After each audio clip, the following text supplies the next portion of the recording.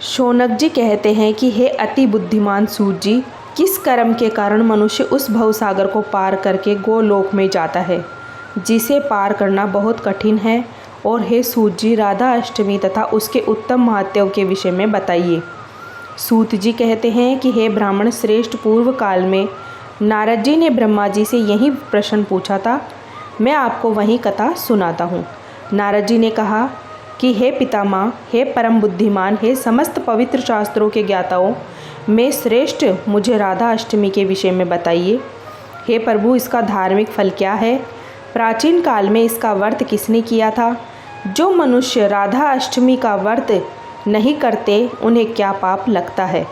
व्रत का पालन किस प्रकार किया जाता है? मुझे आदिकाल से लेकर अब तक वह सब बताइए जिससे राधा जी का जन्म हुआ था। ब्रह्मा जी कहते हैं कि हे नारद, भवसागर विष्णु जी के अतिरिक्त अन्य कोई भी इसका पुण्य फल नहीं बता सकता है। ब्रह्मा जी के कहने का अर्थ यह है कि यह पुण्य फल है, इसे भगवान विष्णु ही बता सकते हैं। इस सृष्टि में और कोई इसके योग्य नहीं है। इसे बताने में करोड़ों योनियों से अर्जित किया हुआ ब्रह्म हत्या जैसा पाप भक्तिपूर्व व्रत करने से क्षण भर में नष्ट हो जाता है। 1000 एकादशियों का व्रत करने से जो फल मिलता है उससे राधा अष्टमी का धार्मिक पुण्य 100 गुना अधिक है। जो पुण्य 1000 कुंवारियों के विवाह से प्राप्त होता है, यानी 1000 कन्यादान करने से जो पुण्य फल मिलता है, वह राधा अष्टमी का व्रत एक बार करने से मिल जाता है। अगर पापी मनुष्य भी इस व्रत को भोग पूर्वक या भक्ति पूर्वक करता है, वह भी अपने 1 करोड़ परिवार के सदस्यों के साथ भगवान विष्णु के साथ स्वर्ग में जाता है। ब्रह्मा जी नारद जी से कहते हैं कि हे नारद, सतयुग में पूर्व काल में एक उत्तम अत्यंत सुंदरी स्त्री थी जिसकी आंखें हिरणी के समान थी, जिसका रूप मनमोहक था। उसका नाम लीलावती था। उसने बड़े भारी पाप किए थे। एक बार वह धन की लालसा से अपने नगर से निकलकर दूसरे नगर में चली गई थी। वहाँ उसने एक सुंदर मंदिर में बहुत से बुद्धिमान व्यक्तियों को राधा अष्टमी का व्रत पालन करते हुए देखा। वे लोग राधा की उत्तम मूर्ति की चंदन, पुष्प, धूप, दीप, वस्त्र और नाना प्रकार के फलों से भक्तिपूर्वक पूजा कर रहे थे। कुछ लोग गा रहे थे, नाच रहे थे, उत्तम स्तुति पाठ कर रहे थे। कुछ लोग आनंद पूर्वक वीणा बजा रहे थे और ढोल बजा रहे थे। उन्हें इस प्रकार देखकर वह कोतूहल भरकर उनके पास गई और विनम्रता पूर्वक पूछा। उसने कहा कि हे धर्मात्माओं, आप लोग आनंद से भरकर क्या कर रहे हैं? पुण्य आत्माओं ने मुझे बताया, व्रत के पालन में तत्पर तथा दूसरों का उपकार करने में रुचि रखने वाले वे भक्तजन बोले कि आज वह अष्टमी आ गई है जिस दिन राधा जी का जन्म हुआ था, अर्थात शुक्ल पक्ष की अष्टमी तिथि। हम लोग इसे सावधानी से कर रहे हैं। इस प्रकार किया जाने वाला अष्टमी व्रत मनुष्य के पापों को शीघ्र ही नष्ट कर देता है, जैसे गो हत्या, चोरी, ब्रह्म हत्या, पर स्त्री गर्म, गुरु माँ का अपमान, पत्नी का अपमान आदि पाप किए गए हों, वह राधा अष्टमी के व्रत से नष्ट हो जाता है। उन भक्तों के वचन सुनकर और बार बार यह सोचकर कि मैं सब पापों को नष्ट करने वाले इस व्रत को करूँगी, उसने व्रत करने वालों के साथ वही उत्तम व्रत का पालन किया। समय आने पर वह पतिव्रता स्त्री सर्प के डसने से मर गई। तब यमराज की आज्ञा से पास और हथौड़े लेकर यम के दूत वहां आए और उसे बहुत कष्ट देकर बांध दिया। जब उन्होंने उसे यमलोक ले जाने का निश्चय किया, तब शंख और गदा धारण किए हुए भगवान विष्णु के दूत वहां आए। वे अपने साथ सोने से बना हुआ शुभ विमान लाए जिसमें राजसी हंस जुड़े हुए थे, जिन्होंने चक्रों के किरणों से पाश को तुरंत हटाकर, तुरंत काटकर उस पाप रहित स्त्री को रथ में बुला लिया। वे उसे विष्णु जी के मनोहर नगर गोलोक में ले गए। वहाँ व्रत की अनुकूलता के कारण वह भगवान श्री कृष्ण और राधा रानी के साथ रहने लगी। हे नारद, जो मूर्ख मनुष्य राधा अष्टमी का व्रत नहीं करता है, उसे सैकड़ों करोड़ों कल्पों तथा नरक से मुक्ति नहीं मिलती है। जो भी स्त्रियां राधा अष्टमी के इस व्रत को नहीं करती है, वे अंत में यम के नगर में जाती हैं और दीर्घ काल तक नरक में पड़ी रहती हैं। यदि संयोग से उन्हें पृथ्वी पर जन्म भी मिल जाए तो वे अवश्य ही विधवा हो जाती है।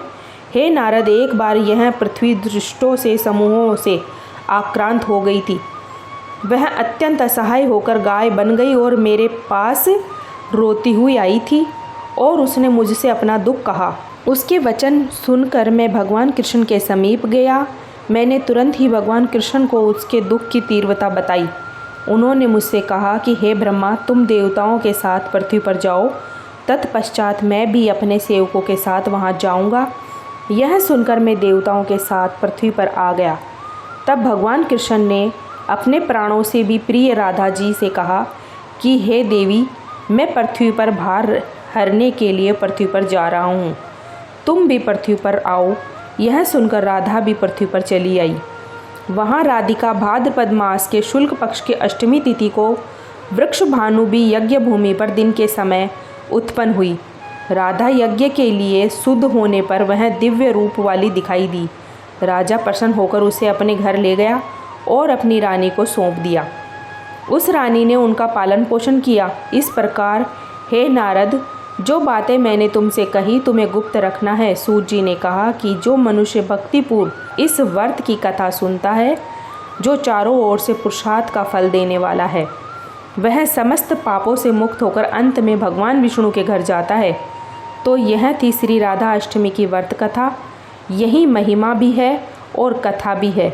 यह आपको पूजा के दिन ही सुननी है। जिस दिन राधा अष्टमी हो, आप लोग राधा अष्टमी के दिन राधा जी की पूजन करें, तो उस दिन भी इस व्रत कथा को आप लोग अवश्य सुन लीजिएगा। जय श्री राधे राधे। अब आइए सुनते हैं लाडली जी की मनोकामनाओं को पूरी करने वाली कथा। केतकी का पति और केतकी ठाकुर जी और किशोरी जी को बहुत मानते थे और उनके कृपा से उनके घर में जुड़वा लड़कों ने जन्म लिया था। जुड़वा बच्चों को पाकर केतकी और उसका पति अत्यंत प्रसन्न हुए। जब दोनों बच्चे 1 साल के हुए तो वे उन्हें माथा टेकने के लिए बरसाना धाम जाने के लिए तैयार हुए। केतकी का पति बहुत ही प्रसन्न व्यक्ति था। ठाकुर जी के नाम के साथ साथ उसके पास धन की कोई कमी नहीं थी। जिस गाड़ी से उन्होंने बरसाना धाम जाना था, वह गाड़ी अचानक से काफ़ी विलंब से चलने लगी। केतकी ने कहा कि अब हम घर नहीं जाएंगे, हमें तो वहाँ मंदिर जाना ही है। केतकी के पति ने वहाँ पर कोई दूसरी गाड़ी देखी जो कि उसमें एसी नहीं लगा हुआ था, तो वह उसी में ही बैठ गए। रात का समय था। केतकी और उसका पति उस गाड़ी में बैठकर बरसाना धाम को चल पड़े। केतकी अपने बच्चों को लेकर बैठी हुई थी। पास ही में एक साधु महात्मा भी बरसाना धाम को जा रहे थे। जब रात को सो गए, तब केतकी का एक बालक, जो कि घुटनों के बल चलना शुरू कर दिया था, न जाने कब वह नींद में उठकर घुटनों के बल चलकर कब उस साधु महात्मा की झोली में जाकर सो गया। महात्मा को भी जब पता नहीं था कि कब बालक आकर उनकी झोली में सो गया है, और उनके बारे में केतकी को भी नहीं पता था, ना ही उसके पति को पता चला। जब सुबह हुई और बरसाना धाम आने वाला था, तो साधु महात्मा उतर गए। लेकिन जब केतकी उतरने लगी तो उसने देखा कि उसका एक बालक नहीं है। वह बहुत घबरा गई। उसने अपने पति से कहा, हमारे 2 बालकों में से एक बालक कहाँ गया? तो उसका पति भी बहुत घबरा गया। घबराहट के कारण वे इधर उधर भागने लगे, अपने बच्चे को खोजने लगे, लेकिन उन्हें अपना बच्चा नहीं मिला। केतकी का तो रो रो कर बुरा हाल हो गया। वह रो रो कर कह रही थी, किशोरी जी, ठाकुर जी, हम तो आपके दर्शन के लिए आए थे। आपने बालक को आपके यहाँ माथा टिकाने लाए थे, लेकिन यह क्या हो गया? मेरे दोनों बालकों में से एक बालक कहाँ चला गया? केतकी अपने बच्चे के वियोग में बार बार मूर्छित हो रही थी। उसका पति कभी बच्चे को संभालता तो कभी केतकी को। केतकी जब ही होश में आती अपने बच्चे के बारे में पूछती, लेकिन उसका बच्चा बहुत ढूंढने के बाद भी नहीं मिला। किशोरी जी की तो कुछ और ही इच्छा थी, क्योंकि उसका लालन पालन तो कहीं और ही लिखा हुआ था। केतकी निराश होकर अपने पति से बोली, मैं अब दर्शन करने नहीं जाऊंगी। जब तक मेरा बच्चा मुझे नहीं मिल जाता, तब तक मैं किशोरी जी और ठाकुर जी के दर्शन के लिए नहीं करूंगी। उसके पति ने उसे बहुत समझाया, लेकिन केतकी की ऐसी दुर्दशा देखकर वह भी उसे ज़्यादा नहीं कह सका और वापस रोते बिलखते घर को आ गए। और उधर जब महात्मा ने बरसाना धाम जाकर अपने झोले को खोला, तो उसमें एक बालक को देखकर वह हैरान हो गया कि यह मेरे झोले में बालक कहाँ से आ गया। वह इधर उधर बाहर निकल कर देखने लगा, लेकिन उस बालक के माता पिता के बारे में कुछ पता नहीं चला।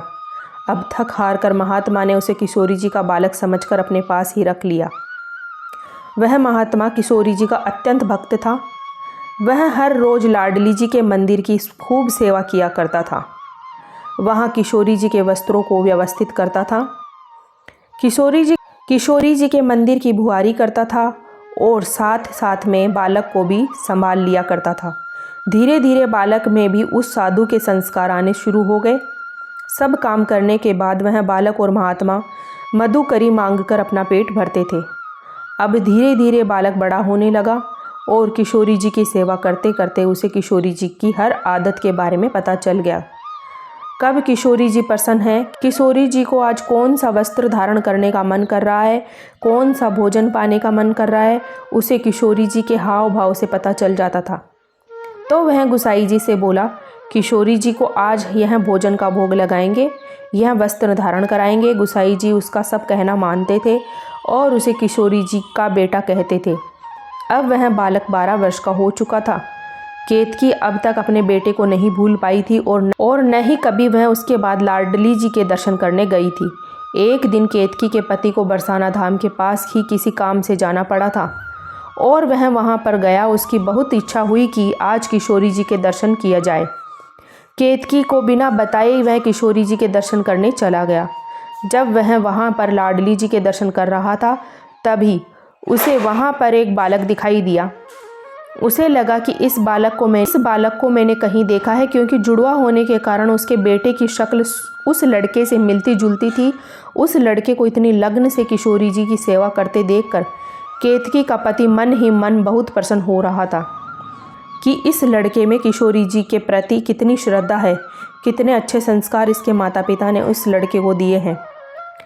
तभी वहाँ पर वही महात्मा आकर उस बालक को बोले, चलो चलो बेटा, मधुकरी का समय हो गया है, चलो मांग कर लाते हैं। केतकी के पति ने देखा कि क्या यह लड़का इस साधु महात्मा का बेटा है। वह जाकर उस साधु महात्मा से बोला, बाबा क्या यह आपका बालक है? आपने इसको कितने अच्छे संस्कार दिए हैं। बाबा ने केतकी के पति को झुककर राधे राधे कहा और कहा कि मैं इसका पिता नहीं हूँ, इसके माता पिता तो किशोरी जी और लाला जी हैं। मैं तो सिर्फ इसका नाम का बाबा हूँ। इसे किशोरी जी ने मेरी झोली में डाला था। केतकी का पति बोला, मैं कुछ समझा नहीं बाबा। महात्मा जी बोले, मैं लाडली जी के प्रांगण में खड़ा हूँ, इसीलिए झूठ नहीं बोलूँगा। उसने बताया कि कैसे उसे बालक गाड़ी में से उसकी झोली में मिला था। केतकी का पति यह सुनकर हैरान हो गया। उसने महात्मा जी से कहा, आप कृपा करके सब कुछ विस्तार से बताइए। बाबा ने बताया कि आज से 12 साल पहले कैसे यह बालक उन्हें मिला था। तब यह बालक 1 साल का था। यह बात सुनकर केतकी का पति काफ़ी देर चुप रहा। उसे कुछ सूझ नहीं रहा था। वह कभी बालक को देखता तो कभी साधु महात्मा को और कभी किशोरी जी की तरफ देखता। यह कैसी लीला है किशोरी जी की। एक दिन ऐसा था कि आपने हमारा बालक हमसे छीन लिया था और आज इतने वर्ष के बाद इस रूप में मेरा बालक मेरे सामने आएगा, यह तो मैंने सोचा भी नहीं था। उसने बाबा को बताया कि उस समय वह और उसकी पत्नी उस गाड़ी में सफ़र कर रहे थे, तभी उनका एक बालक गुम हो गया था। तब से उसकी पत्नी का बहुत बुरा हाल है। महात्मा ने कहा, यह किशोरी जी की लीला है, किसको कहाँ पलना है यह तो वही जाने। केतकी का पति झोली फैलाकर उस बाबा के चरणों में पड़ गया और कहने लगा, कृपया मेरा बालक मुझे वापस दे दो बाबा। मेरी पत्नी इसका इंतज़ार करते करते बहुत बीमार हो गई है। महात्मा ने कहा, यह मेरा बालक नहीं है, यह तो किशोरी जी का बच्चा है। आप लाडली जी से आज्ञा लेकर इसे ले जा सकते हैं। उस बालक को पता चला कि मैं तो महात्मा जी का नहीं बल्कि जो व्यक्ति सामने खड़ा है उनका बालक हूँ, तो उसे विश्वास ही नहीं हुआ।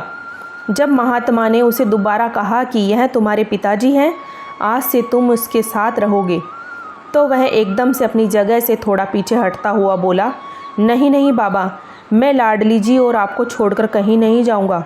लेकिन महात्मा ने कहा, बेटा तुम्हारी जन्म देने वाली माता तुम्हारा इंतज़ार कर रही है।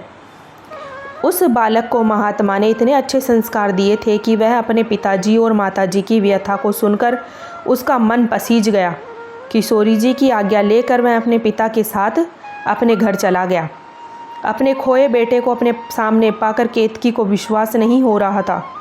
जब उसके पति ने उसे विश्वास दिलाया कि यह हमारा ही बेटा है और कैसे वह महात्मा के झोले में चला गया था, तो फिर केतकी ने अपने बेटे को बहुत प्यार किया। अब उसका बेटा वहीं रहने लगा। लेकिन उसका मन तो किशोरी जी के चरणों में लगा हुआ था। उसका यहाँ पर रहना मुश्किल हो रहा था। उसे बाबा और किशोरी जी की बहुत याद आ रही थी, लेकिन वह अपने माता पिता को भी दुखी नहीं करना चाहता था। अब उसके पिता ने उसे पढ़ने के लिए स्कूल में दाखिला करवा दिया, लेकिन पढ़ाई में उसका बिल्कुल ध्यान नहीं लगता था।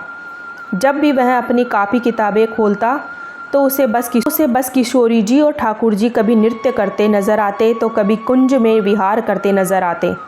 वह अपनी किताबों को देख देख कर आंसू बहाता रहता, लेकिन किसी को पता नहीं लगने देता। परीक्षा के दिनों में जब भी वह परीक्षा देता तो उसे कुछ नहीं समझ आता कि वह क्या लिख रहा है। उसे तो बस हर जगह किशोरी जी ही नज़र आती थी। उसकी आंखों से आंसू बहते जाते। आंसुओं से न जाने क्या लिखा जाता कि वह हर कक्षा में पास हो जाता था। अपने माता पिता के घर आने के बावजूद भी वह अपने कमरे में नियम से 4 बजे उठकर किशोरी जी का ध्यान करता और मानसिक रूप से किशोरी जी के प्रांगण में सौम्य सेवा करता। किशोरी जी के वस्त्रों को व्यवस्थित करके रखता, किशोरी जी के स्नान करवाता, किशोरी जी को नए वस्त्र धारण करवाता, उनकी इत्र सेवा करता। इत्र सेवा करने के बाद में उसके हाथों पर लगा हुआ इत्र वह अपने वस्त्रों से पोंछ लेता। वह किशोरी जी की मानसिकता रूप से सेवा करता था, लेकिन जब उसका ध्यान टूटता तो सचमुच उसके वस्त्रों में से किशोरी जी के इत्र की सुगंध आ रही होती है। लेकिन उसने कभी भी उसके बारे में किसी को कुछ नहीं बताया। उसके माता पिता कई बार पूछते कि बेटा तुम्हारे वस्त्रों में से कैसी सुगंध आती है, लेकिन वह मौन रहता, कुछ नहीं बोलता। केतकी अपने दोनों बेटों को पाकर बहुत खुश थी। अब वह चाहती थी कि वह जाकर किशोरी जी को धन्यवाद करके आए। एक दिन उसने अपने पति से कहा चलो बरसाना धाम चलते हैं, तो उसके पति ने जल्दी से हामी भर दी। केतकी अपने दोनों बेटों को लेकर बरसाना धाम गई। बरसाना धाम पहुंचने पर वह निज महल में पहुंचे तो वहां के गुसाई भागे भागे उस लड़के के पास आए और बोले, लल्ला जब से तुम गए हो किशोरी जी के मुख पर अजीब सी उदासी थी। आज तुम्हारे आते ही देखो किशोरी जी का चेहरा कितनी अच्छे से मुस्कुरा रहा है। आज तो किशोरी जी को प्रसन्न देखकर लल्ला जी भी कितने प्रसन्न हैं। तभी वहाँ पर महात्मा जी भी आ गए और उस बालक को अपने गले से लगाकर बोले, अरे बेटा जब से तुम गए हो तब से किशोरी जी रोज़ मेरे सपनों में आती है और मुझे रोज़ ताना देती है कि मेरे बालक को कहाँ भेज दिया। यह सुनकर केतकी और उसके पति एकदम से हैरान हो गए। तभी गुसाई जी ने उस बालक को बताया कि जो तुम रोज़ सेवा करते थे ना, जाने किशोरी जी की वह सेवा हर रोज़ कैसे अपने आप ही हो जाती थी। उनके कपड़े हमें बिल्कुल सही ढंग से व्यवस्थित रूप से मिलने पड़े। उनके कपड़े धुले हुए मिलते थे। न जाने तुम्हारी कमी कौन पूरा कर जाता था। वह बालक एकदम से हैरान हो गया कि क्या मेरी मानसिक रूप से की गई सेवा भी किशोरी जी ने स्वीकार की है। केतकी और उसके पति ने देखा कि वास्तव में आज किशोरी जी और लल्ला जी अति प्रसन्न मुद्रा में उसके बेटे को निहार रहे थे।